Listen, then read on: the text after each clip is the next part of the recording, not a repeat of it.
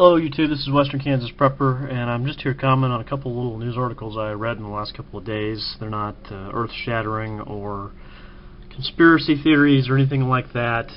Just a couple of things about how you reinforce your own home, particularly about tornadoes, and also something else you can do that I thought was interesting to supplement your water supplies.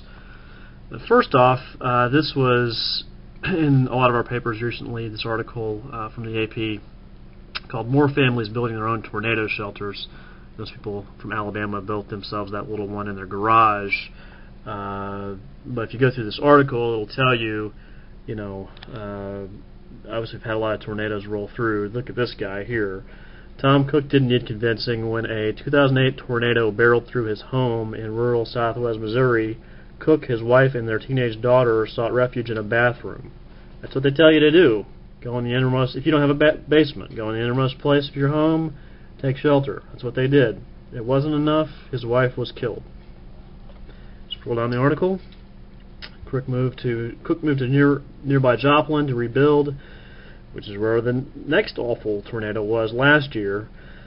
Never imagining he would confront another monster twister, but he had a safe room installed in his garage just in case. On May 22nd, Cook and his daughter huddled inside the 22nd of last year, I presume, huddled inside the small steel enclosure while an EF5, which is the most powerful tornado, roared outside. They emerged unharmed, although the new house was gone. It was blown away completely again. The only thing left standing was that storm room. So, you might think, well, he's crazy, or, what are the odds, why would what are the odds that my home would be blown away twice the same way? This guy's was. He had the foresight to do that. That's pretty fortunate he was able to save his daughter the second time around by doing that. So, commend him. But, this talks about building safe rooms. I guess what I wanted to say, if you don't know this and you live in the right places, there are a lot of grants that were granted last year because of those tornadoes. FEMA money is out there in certain places. Alabama, Missouri, Arkansas, and sometimes the state is the one who administers the grant program. Sometimes you can get it directly from FEMA, credits, those kind of things. There's a FEMA page that deals with this stuff. Storm Shelter Grant in your Google. There it is. FEMA Safe Room. First result, Residential Safe Room Initiatives. Let's go there, and this will tell you, where these areas are. So nationwide, regions. So go to Alabama. It has areas. Mississippi, Michigan, Minnesota, Ohio, Wisconsin, Oklahoma, Iowa, Kansas. In certain areas, basically you have to live in a trailer park in Sedgwick County or Riley County. I don't live in those counties, so I can't get those. But Missouri, South Dakota, Hawaii. Anyway, so those are some places that you can either you or through your state can apply to get reimbursement for building a safe room. It's going to have to match FEMA's standards, though, and their bureaucratic designs. So, that has its drawbacks. But then again, government's always going to attach strings to their money. So, you need to build your own, or you can see if you can do it more cheaply with the government's help. I don't know. I'm not telling you that. I'm just telling you that program's out there. If it were in one of my areas, I at least want to look at it and check it out, see if it's something I wanted to do. Some of those grants were also for community type of safe rooms, which means that they are for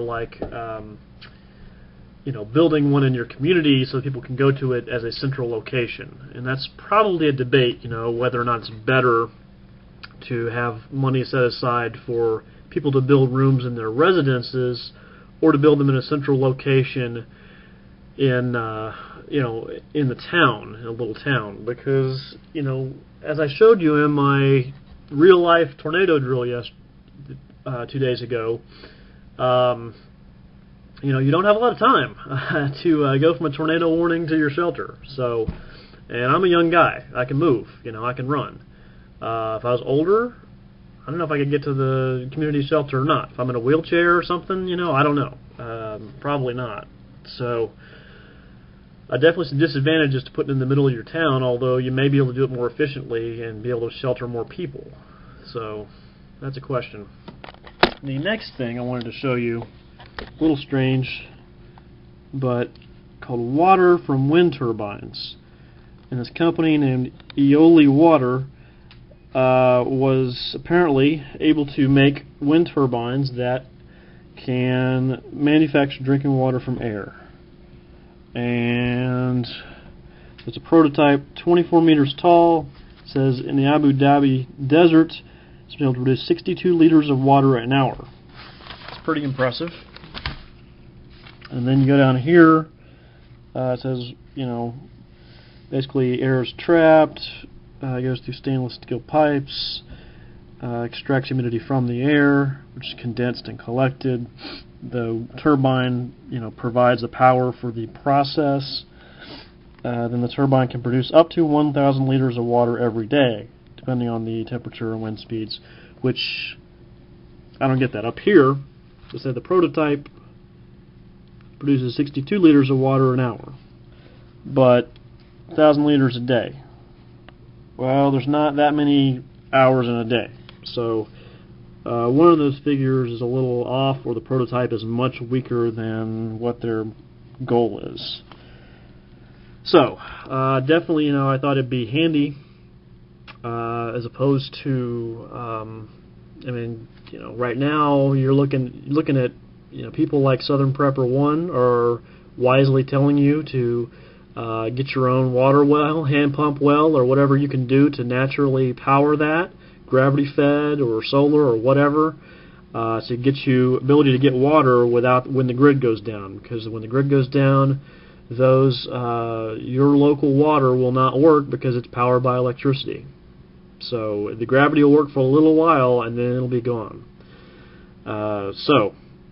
Very advantageous to do that. But I was just saying, was this an alternative? Well, maybe. Then you go down a little further into the article, and then here goes the key. Just now, it costs between $660,000 and $790,000, depending on the location and surrounding conditions, to install one Eole Water turbine.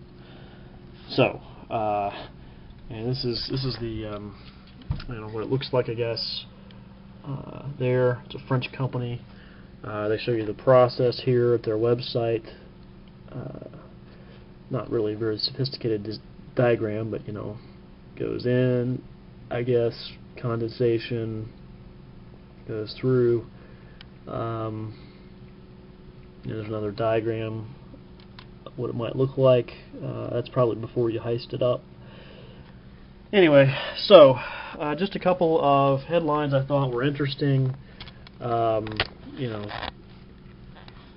Eole Water and building your own safe rooms. One requires the cooperation of a corporation from France. The other one requires cooperation with the U.S. government. I don't know which is easier. If you have $600,000, though, one of these might be nice. I guess this is really advantageous, if you live in an arid area like a desert. If you live, there's no way to drill your own water well. Obviously, your own water well for most people in this country, although out in western Kansas, it's pretty dry. At least it has been the last few years. So, a community might be able to invest in one of these.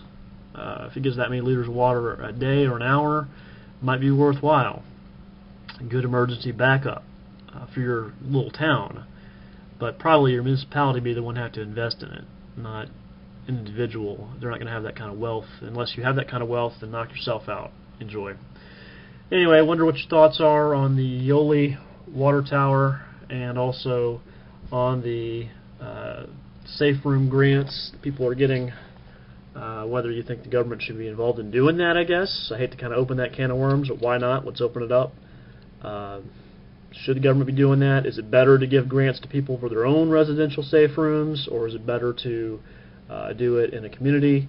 I'm sure a lot of people out there are angry, like, why should these two people get my tax dollars or something? And bear in mind these are areas that probably were completely or severely damaged by tornadoes last year. So, anyway, let me know. Western Kansas Prepper signing out.